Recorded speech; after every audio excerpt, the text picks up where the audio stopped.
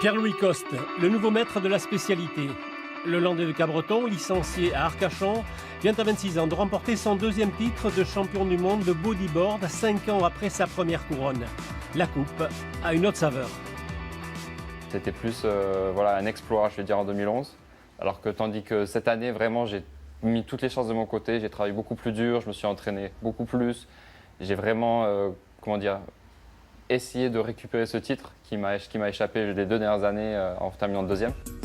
Un titre acquis malgré une concurrence accrue et une jeune génération talentueuse. Les jeunes sont de plus en plus forts, ils font des manœuvres de plus en plus impressionnantes et voilà, le jury est là à regarder ces manœuvres et à nous de suivre le chemin. Le bodyboard, sport dangereux, plus qu'il n'y paraît. Les compétiteurs courent des risques jusqu'au péril de leur vie. J'en ai conscience. Tous les bodyboarders sont un peu casse-cou en général et ils savent à quoi s'attendre quand ils affrontent des vagues comme ça.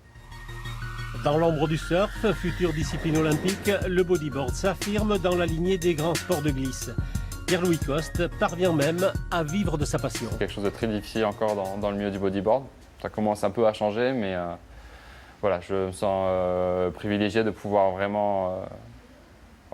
c'est vraiment mon travail en ce moment et je me sens chanceux. En même temps, je sais qu'il y a eu beaucoup de travail derrière, donc c'est pas non plus que de la chance, mais voilà. Le prochain défi du double champion du monde, surfer la vague la plus haute de la planète.